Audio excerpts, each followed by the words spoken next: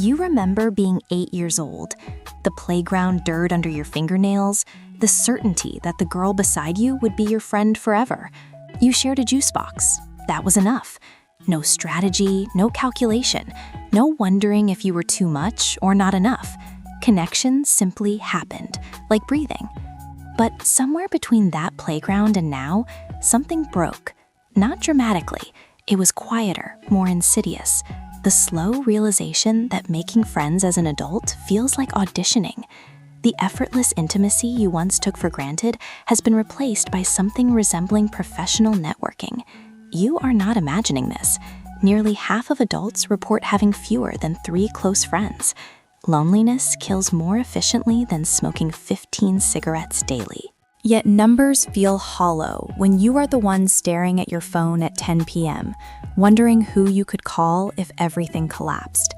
Why every attempt at connection dissolves into canceled coffee dates and group chats where you type and delete, never certain if your presence is wanted or tolerated. Stay with this discomfort. Rushing to solutions is what brought us here. Modern women are sold a damaging mythology about friendship. You are told it should be effortless, that platonic soulmates exist, that finding your people will make everything click. When this fails, you assume the fault is yours. Wrong city, wrong career, wrong timing. But what if the architecture of adult life has been redesigned to prevent the very connections your nervous system requires? Consider your daily landscape. You wake already behind schedule, racing a clock that measures worth and productivity. You interact with dozens, perhaps hundreds, but these exchanges are transactional by design. The barista who knows your order but not your name. The colleague who discusses deadlines but never dreams. The algorithm showing you curated highlights of others' friendships, moments so perfectly composed that your own messy attempts feel embarrassing. You are exhausted before beginning the work of friendship, and this work in adulthood is substantial. It requires scheduling like corporate negotiation, emotional labor mirroring professional responsibilities, and terrifying vulnerability with no guarantee of return. But the wound runs deeper than sociology. Return to your earliest experiences of being known. For many women, these formed in adolescence, that brutal period when friendship and survival were synonymous, when exclusion felt like death, because to the developing brain, it essentially was. You learned then that connection was conditional, that loyalty could turn to cruelty overnight, that the same girls who braided your hair could weaponize your secrets. This is neurobiology.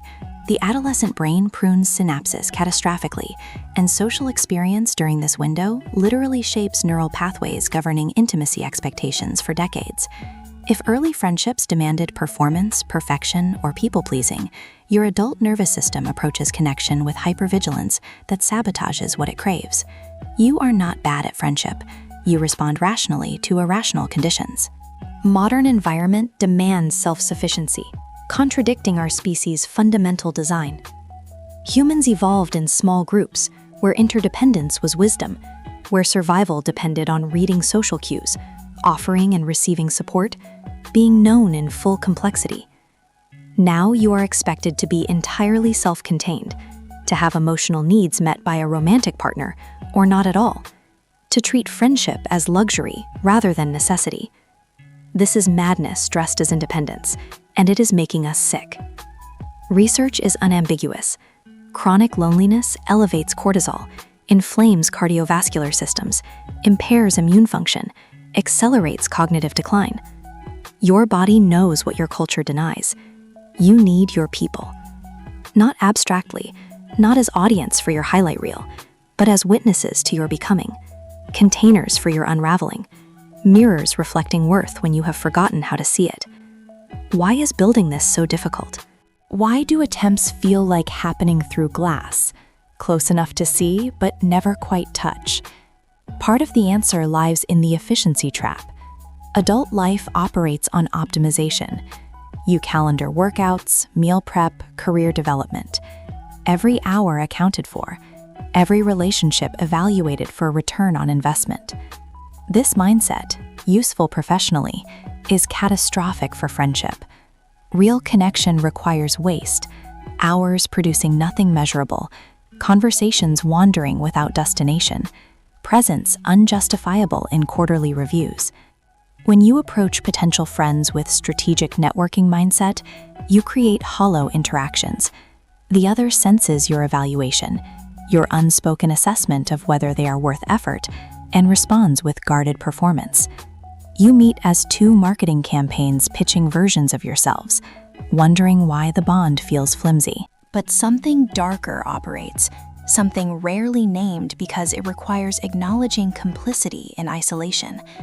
Many women carry profound ambivalence about intimacy, simultaneous craving and fear, creating pull-pull dynamics impossible to sustain. You want to be known, truly known, but being known means being seen in imperfection, need, ugliness. So you create conditions guaranteeing failure, either too available, smothering potential friends with frightening intensity, or too distant, disappearing at first sign of reciprocation because closeness feels like capture. You analyze every interaction for rejection signs, interpreting delayed responses as abandonment, casual remarks as criticism. Your nervous system, trained in earlier relationships to expect inconsistency, scans constantly for threat, finding it everywhere because threat is what it recognizes. Consider a scenario. You meet someone at work, a woman whose energy immediately registers as familiar, safe. You exchange numbers with giddy adolescent hope, already imagining deep conversations, inside jokes, support through life's storms. You text next day, carefully casual, suggesting coffee. She responds positively but vaguely, mentions being busy this week, suggests next month. Your stomach drops. The story writes itself instantly. She is not interested. You misread connection. You always misread connection. You are too intense, too eager, too much. You wait 3 days to respond, by which time she has forgotten the spark, interpreted your silence as disinterest, or been absorbed by her own life's demands. The potential friendship dies of neglect. You add it to evidence proving adult connection impossible, that you are destined for surface relationships and periodic loneliness. But what if your story was wrong? What if her delay was not rejection, but the same paralysis you experience, same fear of seeming eager, same exhaustion making scheduling feel like climbing a mountain? What if failure was not in her interest or yours, but in conditions attempting to build something requiring conditions you did not create? This revelation changes everything. You have treated friendship as personal failing when it is largely structural catastrophe. You cannot individual solution your way out of collective problem. Solution is not becoming more charming, interesting, available. Solution is becoming brave enough to build differently, insisting on conditions supporting connection, even when they contradict dominant culture. What does this bravery look like? It is not grand friendship gestures from films. It is smaller, more mundane, therefore more difficult. It begins with radical admission that you need people, not theoretically, not as preference, but as biological necessity, as real as food or sleep. This admission requires dismantling internalized mythology of self-sufficient woman, the one who has life together, who is not needy, who certainly does not prioritize emotional connection over professional achievement or domestic perfection. You have performed competence so long you convinced yourself it is real, that you do not need what you cry for privately. First step is honesty, and honesty is terrifying because it requires vulnerability, and vulnerability feels like handing weapons to potential enemies. But neuroscience reveals this fear is largely outdated threat detection. Your brain learned vulnerability led to pain, where survival depended on social acceptance, and has not updated for adulthood. In your current life, rejection risk, while real, is not fatal. The person declining your invitation cannot exile you from tribe, cannot withhold survival resources. Worst case is not death, but disappointment. And disappointment, while painful, is survivable. More than survivable, it is instructive. Every connection attempt not landing teaches something about timing, compatibility, your own approach, and retreat patterns. You must be willing to accumulate these disappointments, treat them as data rather than verdicts, to eventually find sustaining connections. Consider quality of friendships you maintain. Are they reciprocal, or are you doing majority of emotional labor? Do you feel energized after time together, or need days to recover? These questions matter because many women maintain friendships from obligation, history, or fear of being alone, and these connections drain more than nourish. Research on social baselines is clear. Not all social contact is beneficial. Proximity to demanding, critical, or emotionally unpredictable others increases stress. You are better served by few genuine connections than many superficial ones, but discerning which requires self-knowledge and honesty many avoid. It is easier to maintain a full calendar of lukewarm interactions than face emptiness of admitting most relationships do not meet your needs. But let us move from diagnosis to construction. Understanding why adult friendship is difficult is necessary but not sufficient. You need practical pathways, and these exist, though they require sustained effort and willingness to be awkward. First pathway is consistency over intensity. Grand gestures, deep dawn conversations, immediate sense of knowing someone forever. These are seductive but unreliable foundations. Lasting connection builds through mundane repetition of showing up, being present in ordinary moments, demonstrating through accumulated small interactions that you are reliable, that you care, that you are not going anywhere. This is why friendships in shared contexts, work, classes, neighborhoods, often outlast those born of immediate chemistry. Context forces consistency, and consistency builds trust. You must create these contexts intentionally if they do not exist naturally. This means joining things, committing to things, showing up when you would rather stay home. It means accepting first several interactions with new people will feel stilted, that you will scan for exit strategies, that you will question if effort is worth it. This is the valley you must walk through to reach the mountain. Discomfort is not sign you are in wrong place. It is necessary friction of new connection forming.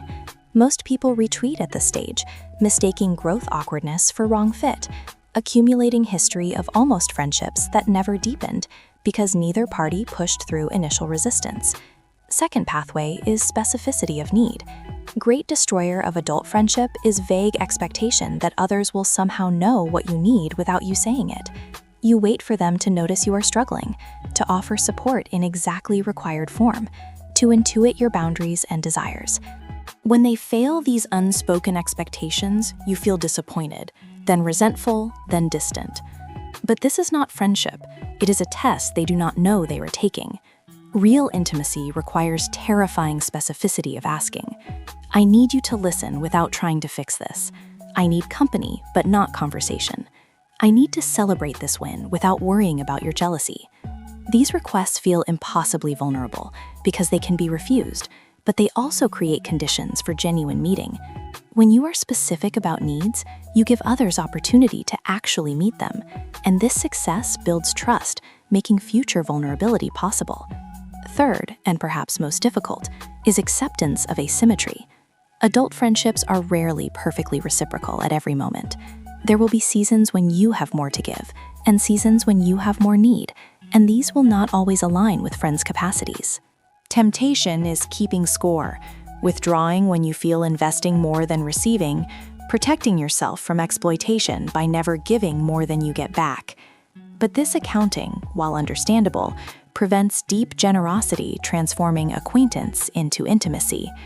You must be willing to give without guarantee of return, not to depletion, but with enough faith that relationship will balance over time. This requires discernment, knowing when you are being taken advantage of versus when you are simply in giving season. But without this willingness to risk, friendship remains transactional and thin. Finally, there is pathway of shared meaning.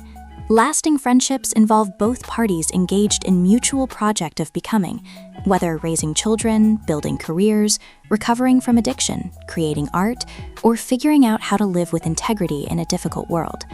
When you connect only over complaints or entertainment, friendship has limited depth. But when you are witnesses to each other's evolution, when you can reflect growth you see and receive same reflection, you create bonds withstanding inevitable circumstance changes.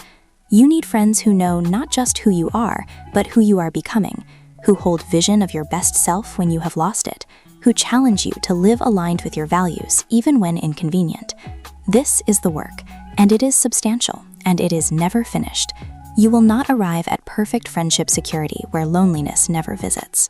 Adult connection requires maintenance, negotiation, courage for difficult conversations when misunderstandings arise, humility to apologize when you have caused harm. But the alternative? Slow atrophy of isolation, convincing yourself you do not need what you fundamentally do. This is death while living. You are worthy of connection, not because you earned it through perfection, but because you are human, and connection is what humans are for. The difficulty you face is not personal failure, but systemic breakdown, and your individual efforts to build friendship despite these conditions are acts of resistance, of hope, of life itself. So begin where you are, with awkward texts, vulnerable requests, showing up when you would rather hide. Trust that consistency will compound, that specificity will clarify, that generosity will be reciprocated in ways you cannot yet see. Your people are out there, also searching, also afraid, also hoping someone will be brave enough to begin. Be the one who begins. Write the word below representing friendship you are ready to build, and let us witness each other's becoming, starting now.